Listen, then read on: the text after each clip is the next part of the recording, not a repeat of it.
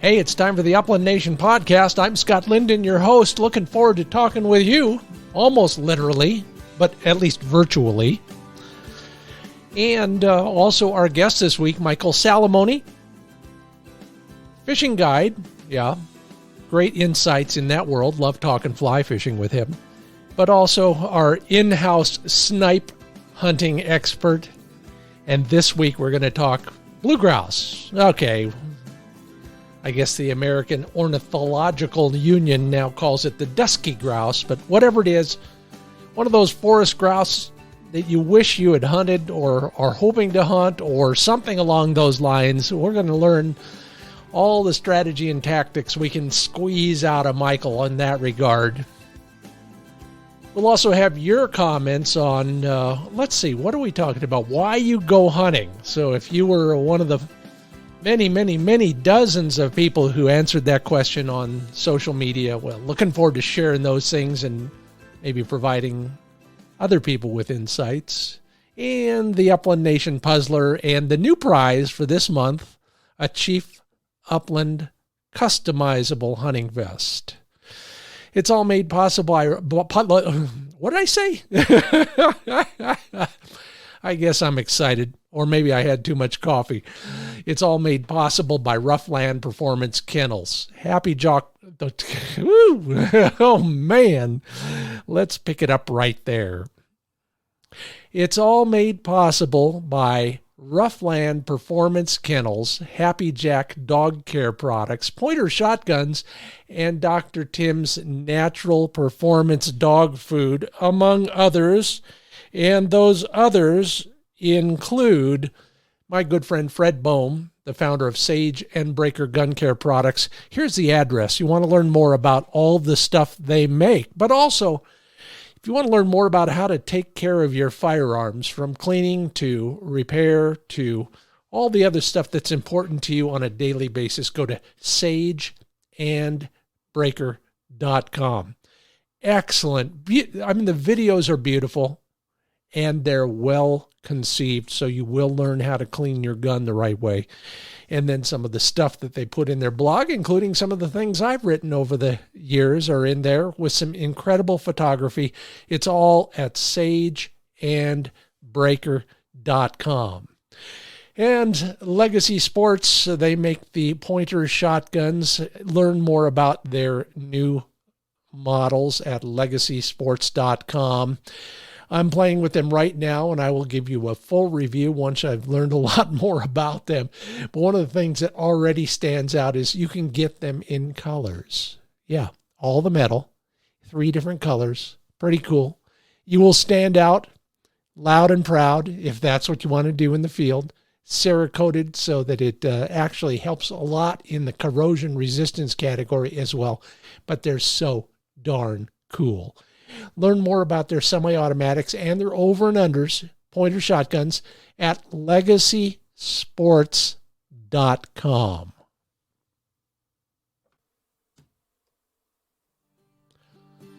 Love talking with this guy, and I apologize in advance if we go down the fly fishing rabbit hole, our other passion. And he may have others, and we'll talk about that. That's him in the background, by the way, laughing. I don't know why he's laughing, because of that or because he's in Breckenridge, Colorado, having a good time or whatever. Michael Salamoni joins me from somewhere in a resort-y place. How you doing, Michael? I'm doing fantastic. It's good to hear your voice. I bet you are. This time of year, you know, that's kind of a place, is kind of a shoulder season for them up there, isn't it? You know it is. I'm lucky enough that a little bit of work brings me over this way. So on my way back home this afternoon, I'm going to stop and see if I can chase some of these blue grouse up in the snow country. We've already got a little bit of snow up in the high country, and we've been having some luck following tracks in the snow and walking up on birds. Even I've got some neighbors that don't have a dog, and they've been doing pretty well just hunting in the snow for blue grouse. Well, there you have it. And we will talk about that. That will be the principal topic today. But before we do, congratulations. You won a bunch of writing awards recently. And in fact, your Upland Almanac piece that we're going to talk about at length is one of those. You are professionally, you pay the bills by being a fly fishing guide, but we first talked when we dispelled a few notions for a few people who maybe are new to this world. There is a snipe, and it is huntable, and Michael is one of the guys who knows way more about it than most of us. So thank you for your earlier interview and all the things we learned from that. Beyond all that, I really enjoyed that first podcast. Thank you. You're right. It is a myth for most people. So I take a little bit of pleasure in educating some people. And yes, one of the methods we did not talk about for hunting snipe is to put the newcomer at the end of a deep, dark forest with a burlap sack and a stick. But but most of us don't have the, I don't know what to call it, the cruelty in us for that. This podcast will be live right around Thanksgiving. So let's start with that, Michael. Hey, what are you thankful for in the bird hunting world? What is the thing that really gets you going and that you always reflect back on? Scott, right now I am in the midst of my first hunting season with a new lab. And it has been an extreme pleasure to visit old haunts that my old dog knows that are just opening doors and broadening the hunting world for my new dog. So some days when I'm going out, I'm not as concentrated as much on birds as I am, the experience and the hunt for the dog. So I've been really enjoying that.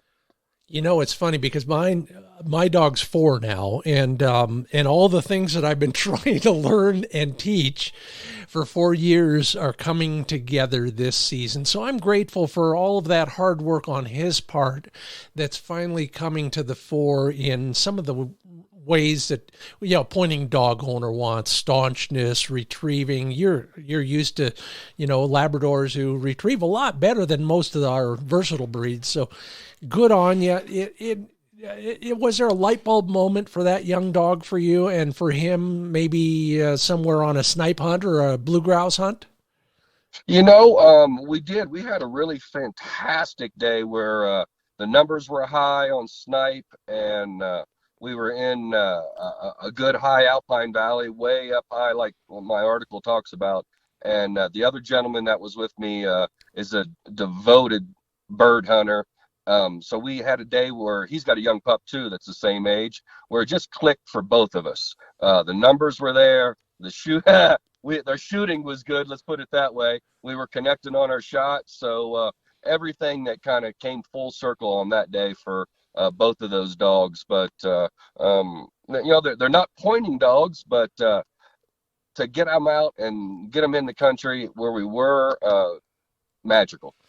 Absolutely. I'm just loving it that, I've got what the Southerners, maybe this, they got chicken skin, that I got goose pimples all over me just hearing that. And thinking of some similar situations, the first point or the first retrieve for you guys, or, just watching them figure it out, and the light bulb obviously is imaginary, but sometimes you can just see it in their eyes, can't you? Absolutely. And, without birds, you can hunt hard through the woods and not turn a bird up in a day. So without birds, it's hard to make a bird dog. When you've got bird numbers that are high and we're able to get shooting over new dogs, it's just a win-win all the way around. We had a day like that a couple chukar hunts ago. Flick had been, doing part of it there, a little part of it there, and then all of a sudden, boom. You could hear the click. Yes. I'm just excited, and I've related it already, so I won't bore everybody else with it. But anyway, we're not here to talk chukars. We're not here to talk snipe. We're here to talk one of the mysterious big birds that you probably hear flying away most of the time if you're an elk hunter or something like that. Michael, you seem to like these more obscure birds for some reason. What is that all about? I like about any aspect of the wing shooting sports, and it seems like on some of these fringe birds, I've got good numbers and really no competition. Yeah. It's unbelievable to be able to have this kind of hunting, good dog work, beautiful country, and not see another hunter for a whole day.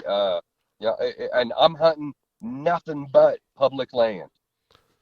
It must feel a little funny. I've been in a lot of those kind of places, even fishing, but hunting as well, and it's got an appeal to it that's spectacular, and you just described it right.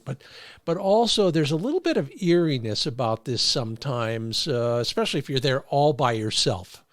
You look around and you think, and I joke about it, but I tell everybody I carry enough stuff in my vest that if I break a leg, I'm good for 2 days, so my wife doesn't need to worry about me. By then, maybe the helicopter will get me, and if it doesn't, the wolves will.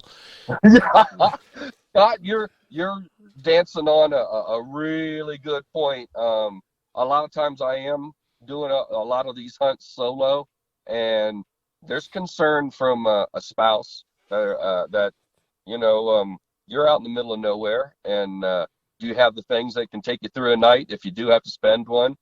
So it's good to hear you carry those in your vest. Yeah, and I urge everybody to. And when I was an assistant scoutmaster, that became kind of my obsession with all the kids. And I've written about that a few times, and it's become a sidebar at least once and maybe twice in magazine articles as well. But is there anything in your, I'll call it a survival kit, I use the 10 essentials as the term here. What are you carrying that maybe we haven't thought about? It might not necessarily be around bird hunting, but if you were cleaning birds in the field, it could be an issue. I've had two good friends that have cut themselves pretty bad cleaning elk, and I've picked up a stitch kit that kind of tacks onto your own skin, and you can pull a laceration closed yourself, because you're with one hand, and more than likely you've probably cut another hand. So this was something I picked up at a mountaineering kind of emergency thing. Oh, wow.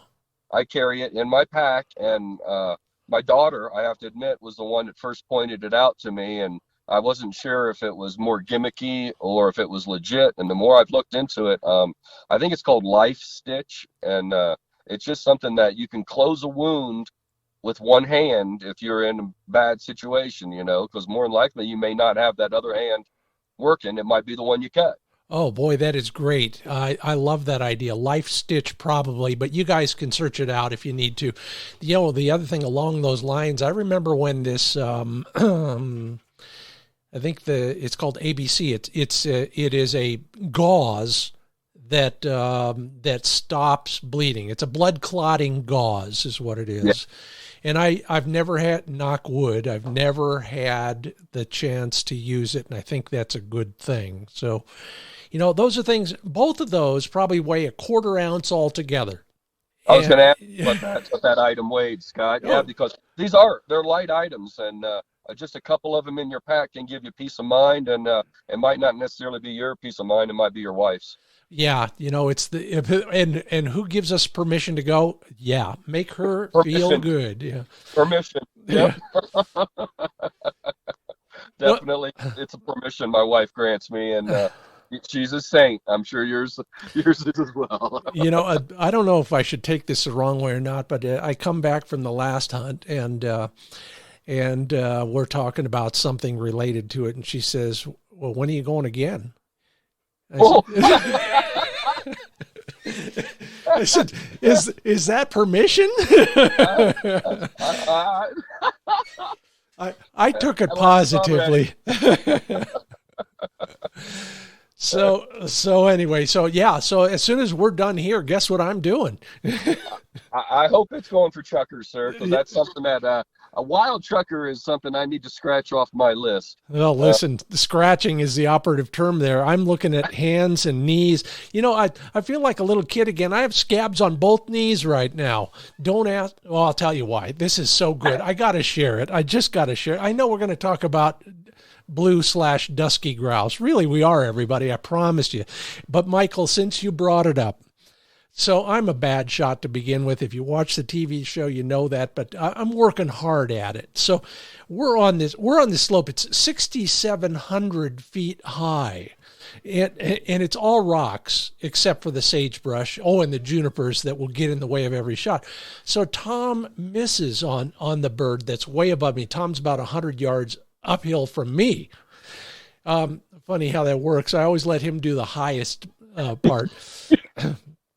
But I hear him shoot, and I look up, and I'm on these rocks. There's, a big field of boulders. They're about bowling ball size, and none of them are anchored. So I look up, and I see this bird coming my way, and he's, 50 feet up, maybe 70 feet up by then.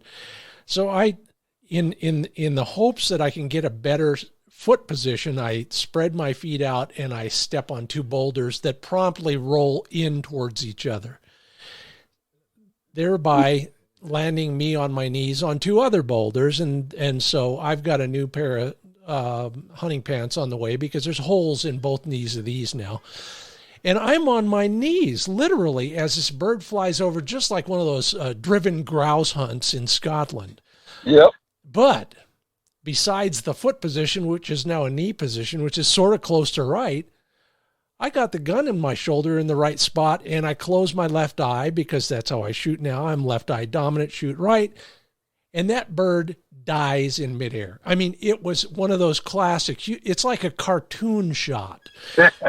You pull the trigger, the bird folds up its wings. You could see it close its eyes, and it sails another 150 yards down the hill just on sheer momentum. Yep. So the moral of that story is never give up, I guess. No, my goodness. When you get an opportunity like that, and that bird folds out of the sky when you pull the trigger, it's almost a bit of surprise to yourself. Anytime I hit something, it's a surprise, a pleasant one most of the time. And Tom, he was so gracious about it, but we all had a good time. And Flick, he looked at me like, my dog is named Flick, you know that now. Yep. He looked at me like I was a god. And I thought it was quite a find because when a high bird like that on a steep slope, it's amazing how much farther their momentum will carry them downhill. Yeah, and luckily Flick was admiring me when I shot, not the bird. It was way out of his range. He wasn't pointing or anything. So he saw that bird die and land. And boy, oh boy, that is his interpretation of heaven is, oh boy, I get to run a long way, pick it up. I got a long retrieve so I can smell it and taste it the whole time. Yeah. You can see a smile on their face when they do that. Oh, absolutely. So enough about me. Let's go to, I'm right. Blue grouse are no longer blue grouse, right? Correct, sir. They've been changed over to dusky grouse in the Rocky Mountains, and along the western coast, what was previously blues is now a sooty grouse. And we're supposed to know the difference. Yes. Exactly. But think about that, Scott. Just from one name change, yeah. All of a sudden, people that are checking off life lists have two new birds they have to go after and accomplish, and another bird went extinct without anything ever dying. Yeah, and that's probably how they're doing it over there at the American Ornithological Union. These are the folks who literally get together, have a convention, and decide to change the name of the yellow-shafted flicker. And now it's just a common. It's always been common, but now it's a common flicker, or the marsh hawk. Northern Harrier, and now we got these two, Sooty and Dusky. Why don't you tell me what they look like? Let's just describe this thing. Paint a picture for me, Michael. This is a pretty big bird. I mean, it is chicken size, and they carry quite a bit of weight. A mature bird's going to be over 3 pounds. Broad, banded, kind of a slate gray tail with a dark band on the end, like a ruffed grouse. The fan can be quite a bit larger than a ruffed grouse. They're sizable birds. You wanna hunt them with good sized shot. I've seen people inadvertently, pull up with 7.5s and that bird just keeps flying away even on a visible hit. So you want to carry enough shot that you're dispelling the bird, or at least knocking it down and giving your dog a chance to get on it. But they're definitely a big, beautiful bird. The males have an orange comb over their eyes, and they're a regal bird. Now, besides that comb, a bird flying away from you don't know whether it's a male or female, do you? Not really. Predominantly, the males are larger in size, and the males are often found, in solo, or maybe two together. The females are a little bit smaller, may have a little bit more of a ruffed grouse, kind of a lighter appearance, and they're often with family broods, the new of the year, which are also small. Do they, like roughies, will they break up at some point late in the season or early in the winter and start spreading out from those family groups? The males will. I find that all the females will pretty much, the small hens, it seems like, will stick together. But those first winter males will start to split out and run and get away from the groups. And those carryover males that are the larger birds that you're seeing way up high, they definitely they do their mating thing. They're in the leks, and then they're off on their own. They're kind of a solitary bird. You said lek, and I never hear that term except with sharpies, prairie chickens, and sage grouse. These are dancing to one degree or another, like them. To a certain point, I don't know about all the dancing because I haven't observed the mating behavior, as closely as I have. But when I refer to a lek, it's an area that we'll find ground depressions with scat in them, with droppings, and it's an area that the family group will kind of stay in for the late summer, and most of the and it's an area they just kind of inhabit for quite a while. Not necessarily males, but the family groups will definitely stay in a certain area. And I've talked to biologists, and I've heard them kind of refer to it too. So I don't know if it's exactly a term for a dancing area, or if that's exactly what it is, or if it's a loose term they kind of use for like a home area for a family group. Okay, I get that. And you got it too now, everybody. You're listening to the Upland Nation podcast. I'm Scott Linden. That's Michael Salamoni. We're talking about blue grouse, dusky grouse, sooty grouse, whatever you want to call it these days. And hey, we don't care. Just call it something. So describe some of the habitat. I mean, how high are you going for these birds, and what's it look like up there? Early season, September, when the season comes in, we could be hunting them anywhere from down lower in the sagebrush and junipers, all the way up to aspen, kind of interface between aspen and alpine pine. As they have kind of a reverse migration for most birds. As winter comes in, they will move up higher, and they will winter right up almost about timberline, along high ridges, especially the males. They'll start and eat a lot of pine then. I have to admit, unfortunately, it does affect a little bit of their table quality once they start switching over to the pine needles. I believe it, and I can relate. Sage grouse are a little bit the same, not as much as everybody thinks they are, but still true. Well, what about the rest of the season? What are they eating? The same things that roughies eat? You hit a key point there. That's how I hunt them, is I follow the food sources. Early in the season, those family groups that are in the sage, they're chasing grasshoppers. And as that cold comes in and the grasshoppers kind of wane, they start moving over towards fruit and green forbs. So they'll be eating a lot of little vaccinium and grouseberry and whortleberry and a lot of low-lying berries, but there's some snowberries. There's quite a bit of there's some choke cherries I've seen them eat. They eat quite a bit of variety as that fruit comes in. And when I can find that fruit, that seems to be the best birds we ever find. Oh, I can't imagine there being a better, higher quality and more energy-packed dietary component than that. So I'm sure they're pardon the pun, flocking to it when they can. Yeah, and that's when we can get our dogs into those areas, and sometimes you can have a significant amount of birds. The last hunt we had probably 3 weeks ago, we were in an area that had dropped a lot of fruit, so the fruit wasn't necessarily still on the branch, but if you looked down at the ground, you found a lot of the berry was still on the ground. Yeah. And we put up 11 grouse that day. Wow. And it's interesting you bring that up because I want to share a sharptail story. No, this is a chukker story. They're pecking around on the ground and they're finding, well, some forbs, some greenery, seeds, of course, but those bugs too. And, here's a question for anybody out there more expert than me, and maybe Michael Salamoni is the guy. How the heck can these birds catch those fast-moving bugs? I've seen grouse chasing around, especially little ones, chasing grasshoppers, and it's like a chicken running around in the barnyard.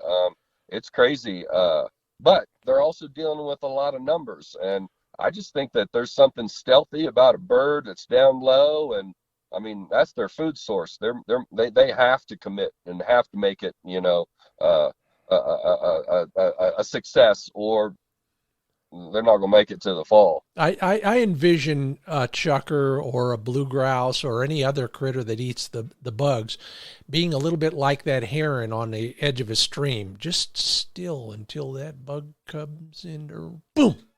Yep. God. I have seen quite a few of them, try to hit one and miss. Yeah. Yeah. And you hear that clickety clack of the grasshopper as it flies away, and the bird kind of, oh well, off to the next one. Yeah. Well, like you said, there are a hell of a lot of them out there, so I'm sure that works. We're talking to Michael Salamoni, award-winning outdoor writer. By the way, give me a highlight, something you won recently, Michael.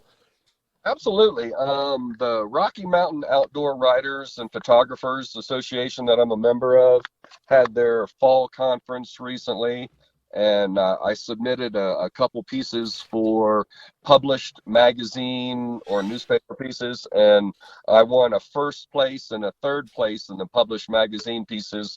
The third place was for the Blue Grouse piece that was an Upland Almanac, and the first place was for a piece that appeared in Trout Unlimited's magazine Trout called Summer Smoke. Love it, and missed that magazine. When I first moved to Bend, Oregon, one of my good friends was the editor of Trout magazine way back in the day. Hello, Tom. If you're listening, I hope you're well out there. Where are you now? Seattle somewhere, anyhow.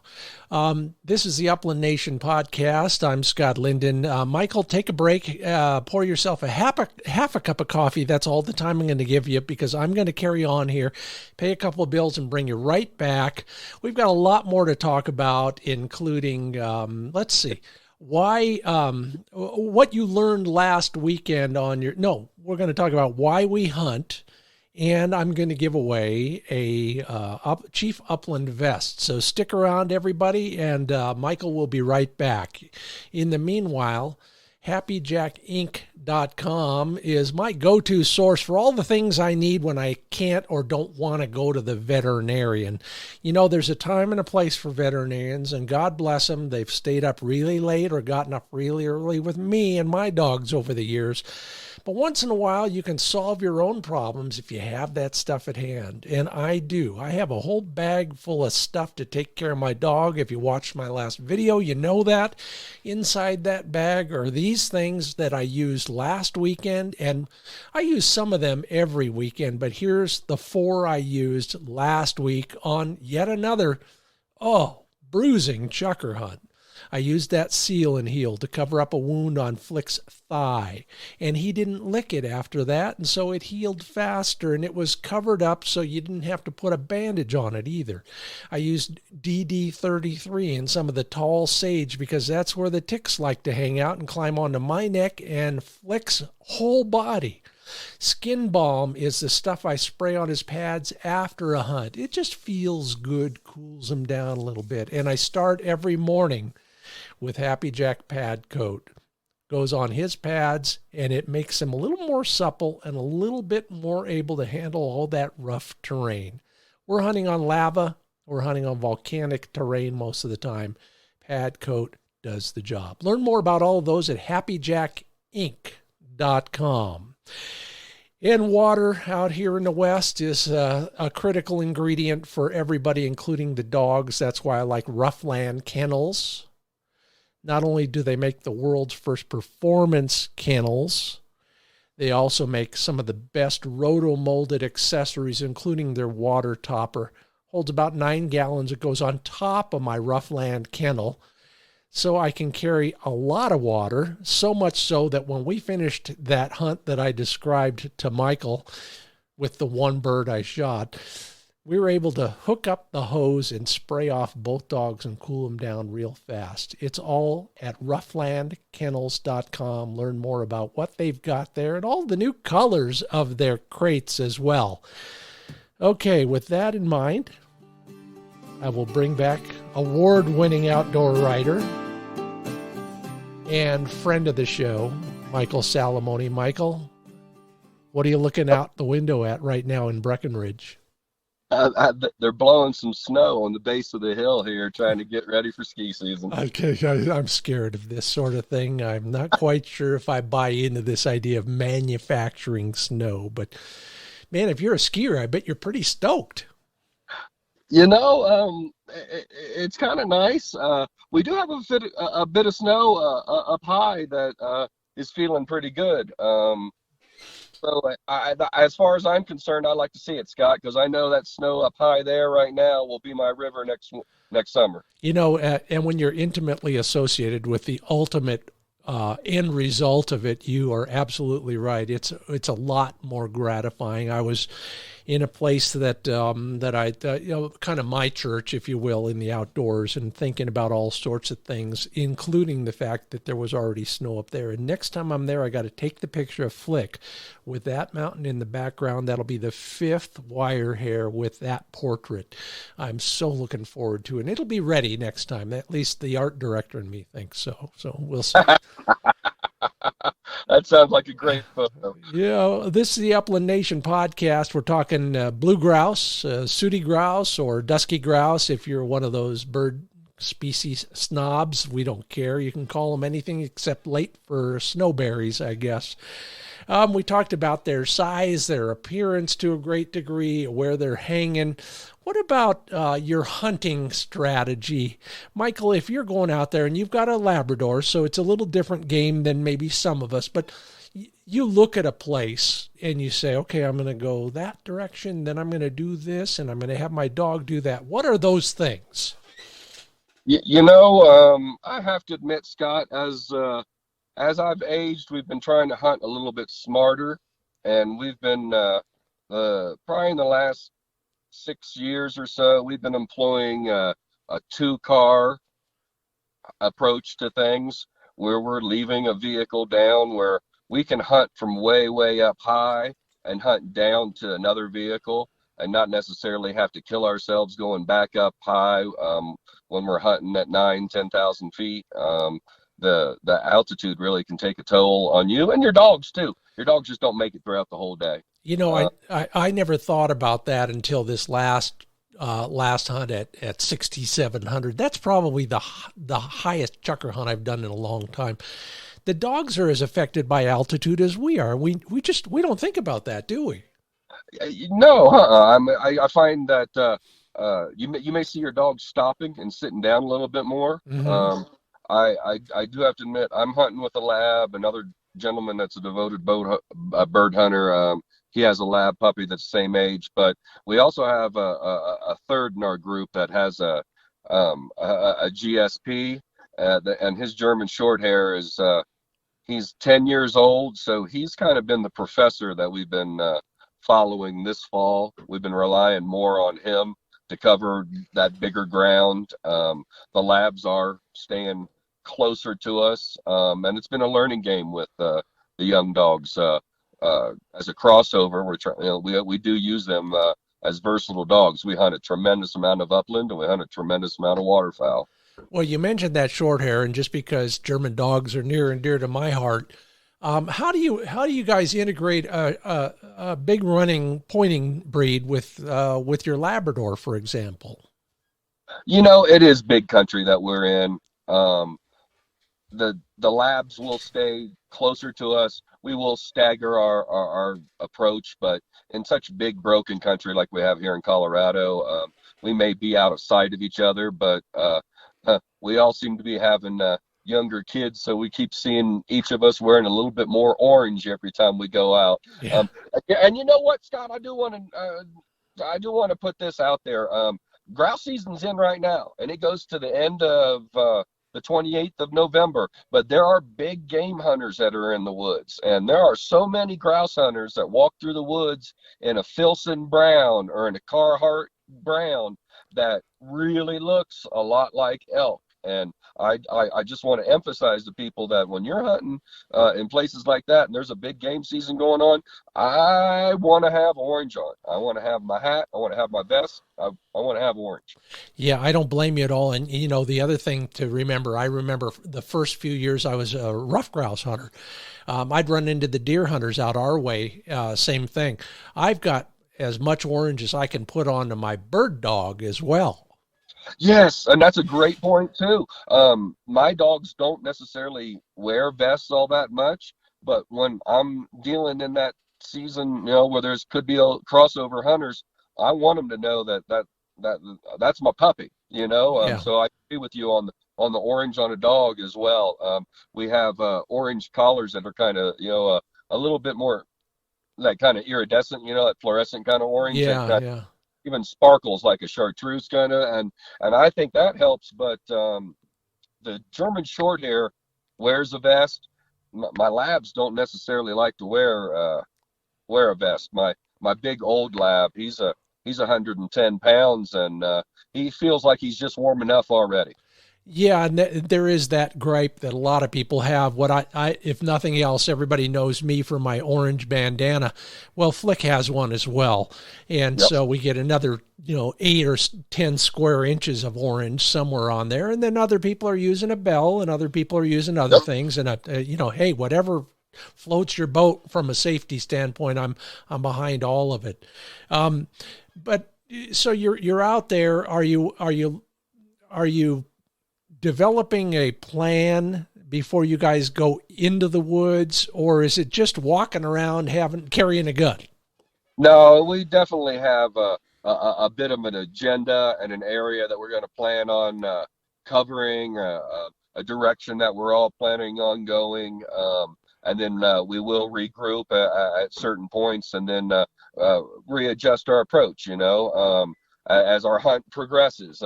Are we finding food, or is the food already gone? We're kind of assessing the situation as we move along. Why are we not moving birds? Well, we're not seeing the food source or certain things like that. So we may adjust the hunt as that kind of feeds out and we read it. But I'd have to say that when we're in the field, we kind of let the dogs kind of dictate it. Yeah, yeah. I joke about it, but it's absolutely true. They have longer noses than us, and there's way more scent receptors in any nostril they have than all of ours put together. You got to trust them to a great degree. Are you finding these birds at the base of a tree? Are they in the thick stuff? I mean, where do you discover blue grouse when you are actually hunting them? Because most people discover them as they're elk hunting, and they scare the hell out of them from behind. Absolutely. There's a tremendous amount of birds that will wait for you to walk by and then flush up behind you. And that one does kind of startle you a little bit. And I find that there's a lot of hunters that flail that first shot at a startled bird. Mm-hmm. And it's not necessarily their best shot. And the report from that first shot will put up a second bird. And then they'll hurriedly try and flail a second shot, Whereas Have you been watching my TV show? Or if you wait a second, you might actually have a really good, easy shot at that second bird if you let that first one go. But I tell you, that first one, they're masters of putting a pine tree between you and them. Yeah, yeah. Now, will they hang in the trees? Will they sit on a branch and stare at you like the roughies will? Tremendous amount. They will. Some people kind of think they're naive birds because of that fact. They will fly up and roost into trees. If you do watch a bird that flies up into trees, I would definitely recommend that you go after it. Most of the time, those birds are a little bit spookier. So as you and the dogs approach the general area or the tree trunk that they might be in, they're going to fly away. They're probably not going to sit up there too much longer, especially if it's a bird that you already threw some lead at. Sure. So he's, once burned, twice shy. Yes. How about your friend with the short hair? How does a blue grouse behave with a pointing dog? What we found is his pointing dog has kind of developed a nose where he's scenting these dogs from a considerable distance. We're not talking 10 or 15 feet in front of his nose. I mean, we're talking maybe 15, 20 yards. So what he's done is this dog doesn't bump birds. Yeah. As he's kind of pointing from a distance, and we're not necessarily looking for that bird immediately in front of him. He's not necessarily pointed with head down like you would be with a woodcock right in front of him. He might be more with his head up a little bit with a higher point, and we'll be looking out in front for, is there some type of structure? Is there a bush? Is there shrub? Is there a rocky outcropping? Is there a downed tree, root ball, perhaps? These birds will kind of gravitate towards structure. Mm-hmm. And it seems like when we do flush them, they're almost always around some type of tree, rock, bush, juniper. They're not flushing up out of open grass like we do with our sharptails. Yeah, I get it. And, it's funny you bring that up. And I was going to say, it's just like fishing. If I look at a stream I don't know, first place I'm going to go is to something that gives that trout a little bit of security, I guess. Yeah. I think I know around some of the rocky scree fields that we to. I just personally, there's certain parts on the river that I could get, I get a little amped up when I see this kind of structure on a river. Well, when I'm out bird hunting, if we come across a rocky kind of a scree field that's rolling down into the high alpine kind of pines, that's one of those spots where I'm like, I get a little excited. I think that they hide in that rocky kind of pile, that it gives them nooks and crannies to avoid predators. I can't agree more. And it was driven home to me so far all season in the Chukar Hills. I don't know what they're called, but it's bigger rocks than scree, but those big long strips that, you've seen them, I've seen them. They go from way up high and they just go down as if somebody just poured a whole bunch of them out there. And we found chukars in those at least a dozen times already this season.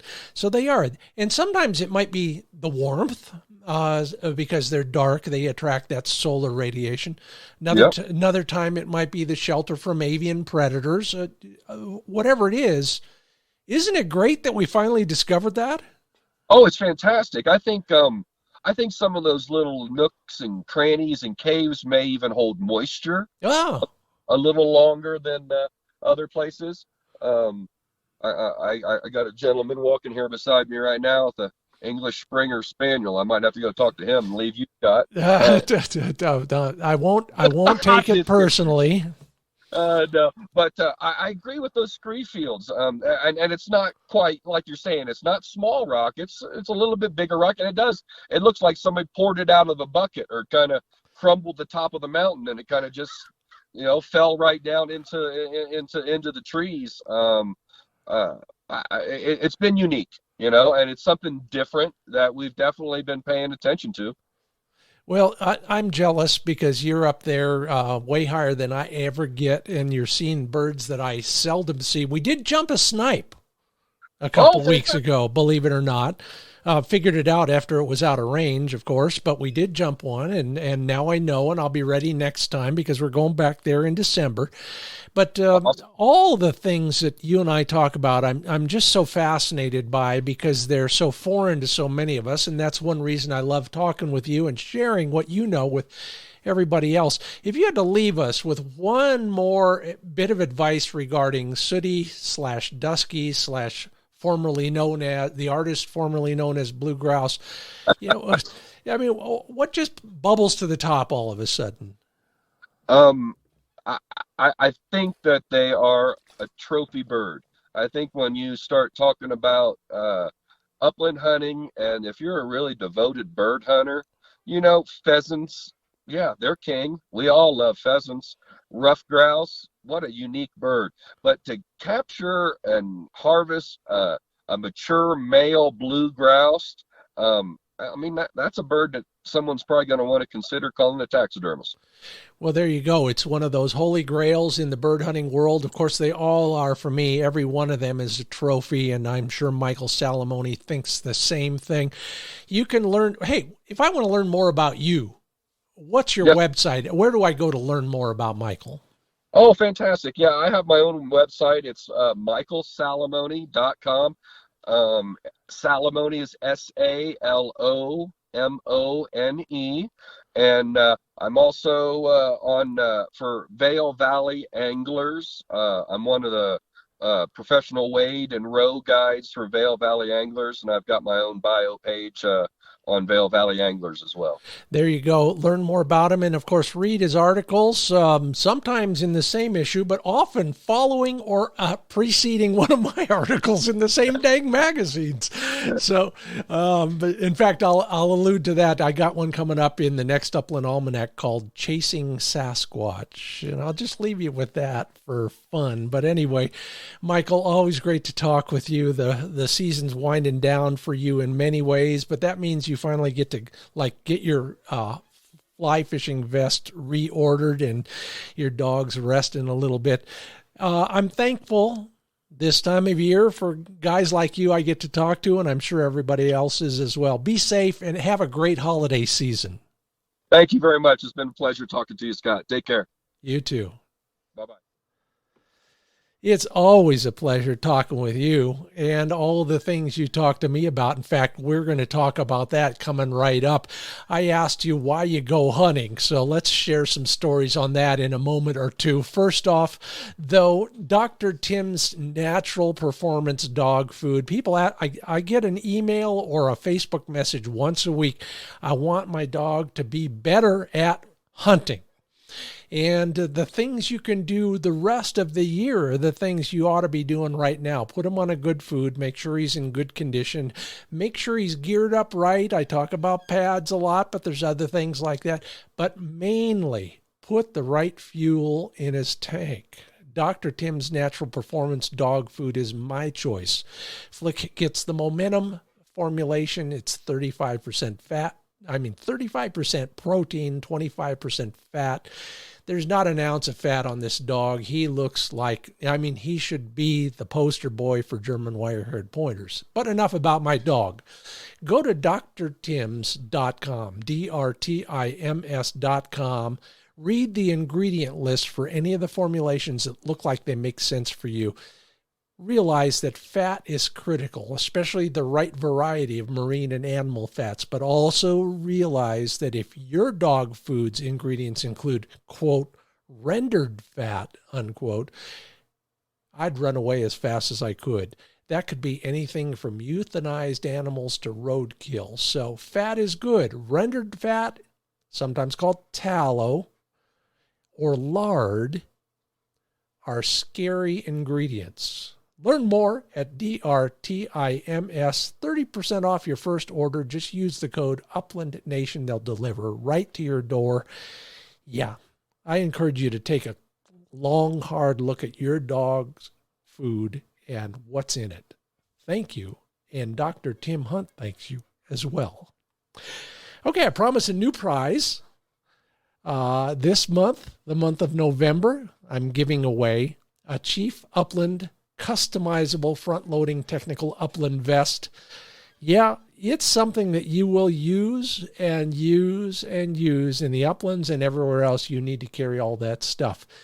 Simple question. You're entered to win when you message me on Facebook.